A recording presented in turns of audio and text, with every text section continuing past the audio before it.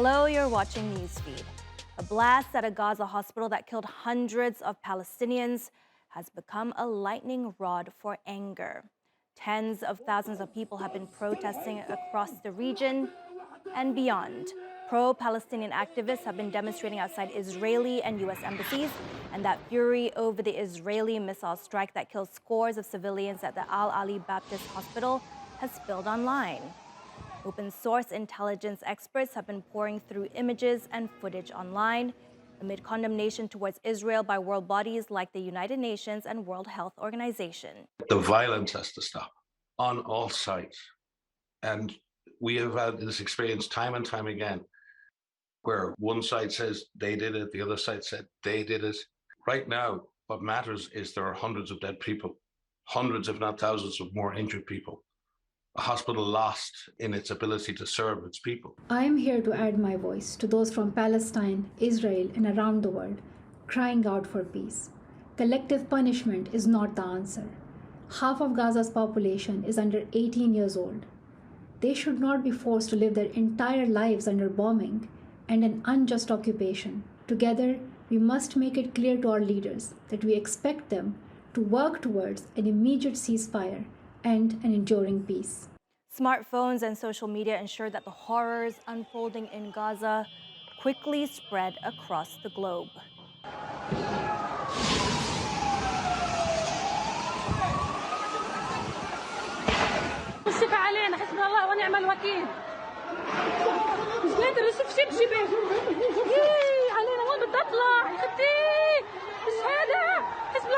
This is really a genocide.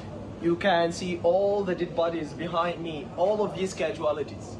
They try to find a safe place in the only Christian hospital in Gaza. Al-Ahli National Hospital, Arab National Hospital. It's the only Christian hospital in Gaza. They try to find a safe place, they try to find a shelter. And they have been attacked by a barbaric bombardment. After a night of death and devastation, Al-Ali Hospital was all but abandoned on Wednesday morning.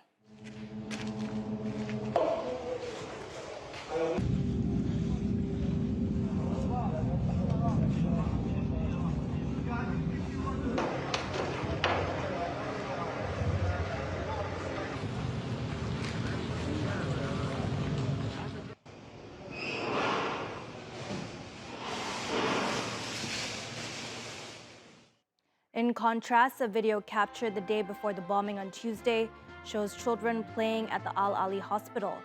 Thousands of Palestinians had taken refuge in the hospital and UN facilities across Gaza, seeking shelter from Israel's bombardment after it ordered everyone to evacuate the southern Gaza Strip. Hundreds of casualties from the Al-Ali blasts have been moved to Gaza's main hospital, Al-Shifa, which, like many hospitals in the city, was already overwhelmed with patients. Israel's targeting of the hospital and innocent civilians has even prompted furious Jewish Americans to speak out. Israel just bombed a hospital that was full of kids. They want to kill as many people as possible. They want to kill all of them. It's pretty clear. And our government supports them wholeheartedly. Our tax dollars funded this. Our tax dollars paid for the bombs. Listen, believe me, I know that speaking out can have consequences, but how can you live with yourself if you stay silent? As is the case in any big moving news story getting a lot of traction online, there was a lot of unverified information on the Gaza blast circulating moments after it happened. This subtweet by Israeli influencer Hananya Naftali got a lot of attention. Journalist Ika Ferrer-Gotik reports that Naftali tweeted that Israel was responsible for the bombing, but then when it became clear just how many civilians were killed, he quickly deleted the tweet and blamed it on Hamas. Meanwhile, OSINT fact-checkers determined that a clip widely shared by pro-Israeli accounts claiming to show evidence that Hamas was behind the bombing was actually IDF footage from 2022. Many journalists and fact-checkers online say this deflection of blame is part of Israel's playbook, including the use of old video to try to bolster its claims that it wasn't responsible.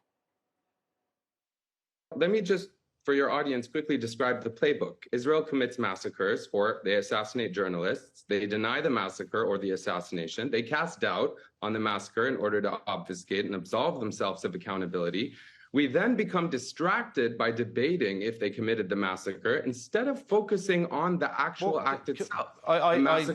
Can we row back a second here? My sentence. Instead of focusing on the fact that 500 human lives have ended inside a hospital, a place that is protected both by international law and common sense.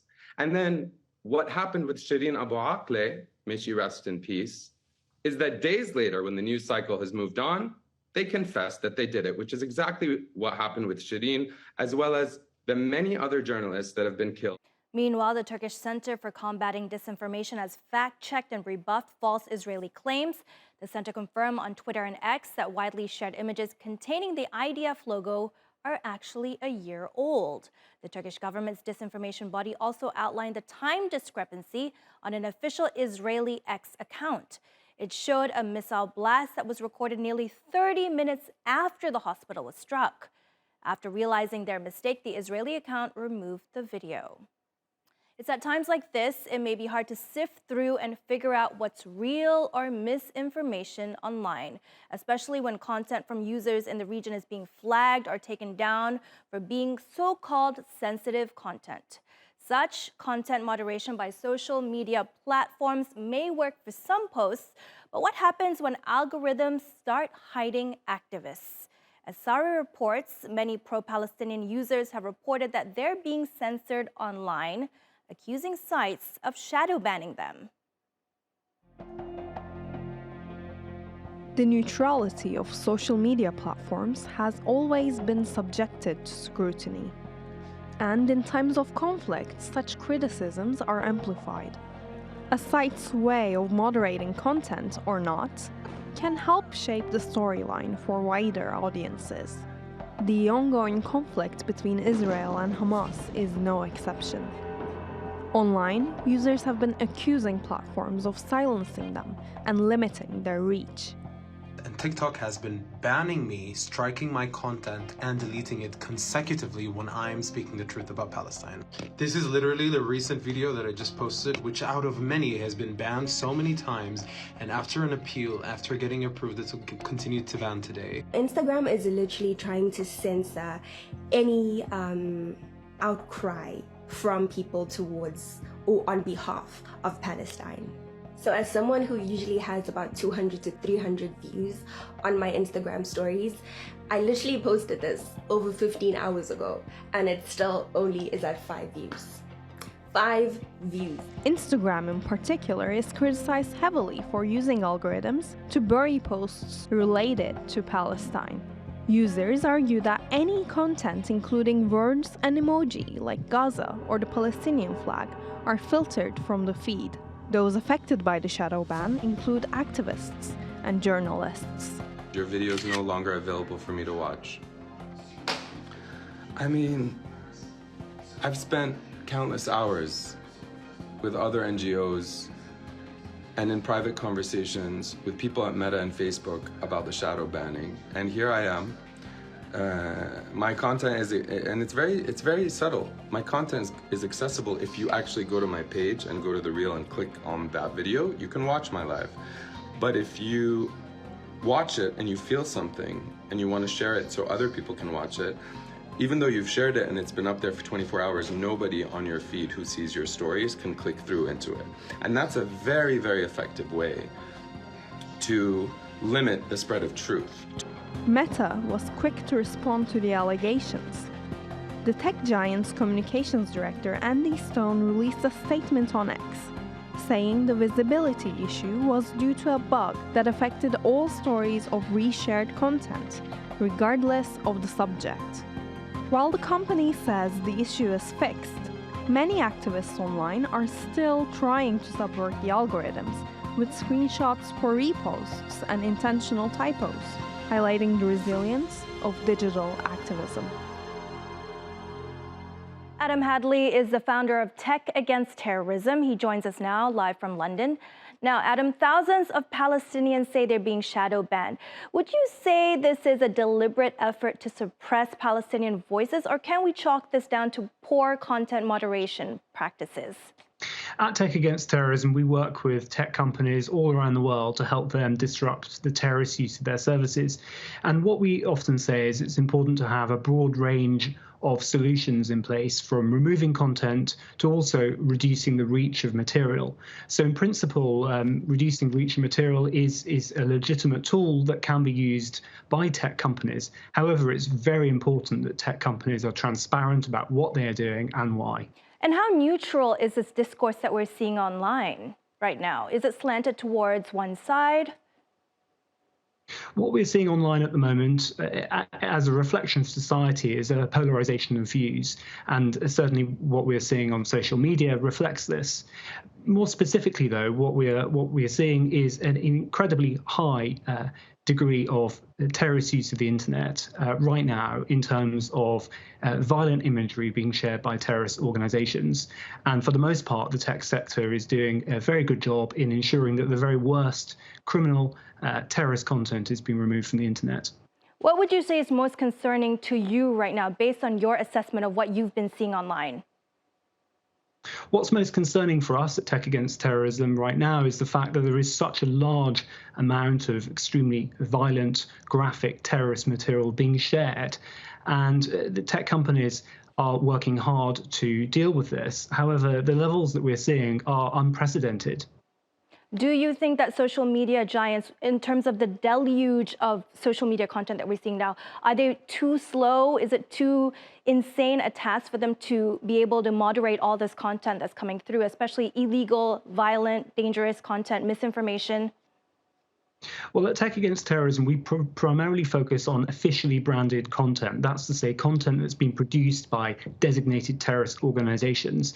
And in fact, this is fairly concentrated on a number of sources, on a small number of messaging platforms in particular. So whilst there is a very large amount of material from the general public, from people on the ground, that's definitely not in scope of Tech Against Terrorism. What we focus on is content that has been officially branded by designated terrorist organizations. And there are only a small number of sources of that material. However, it can spread very quickly indeed.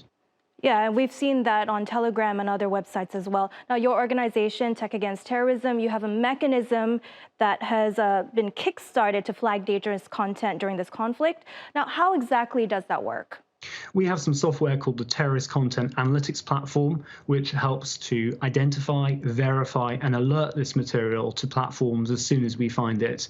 And primarily, we focus on content that has been officially branded, for instance, by Al-Qassam brigades or other designated terrorist organizations. And what more, like just very quickly before we wrap up, what more do you think social media platforms can do in terms of reining in such harmful content online? Well, we believe that designated terrorist organizations, for instance, organizations that are designated by the UN, by the EU and so on, do not have a place on the internet. And we ask for tech platforms, not only social media, but also messaging platforms, to ensure that they're not giving a platform for terrorists. Thank you so much, Adam, for those insights into dangerous content online right now. You can follow all the latest on the Israel-Gaza conflict here on TRT World and online at TRT World Now.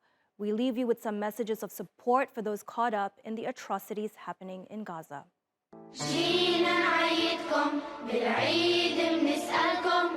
We were operating in the hospital, and the ceiling fell on the operating room. A hospital was bombed. They're bombing hospitals. Half the population of Gaza are children. I don't know what the final numbers are yet. I suppose we won't get those numbers for quite some time, but there were over 3,000 people at that hospital, I'm hearing.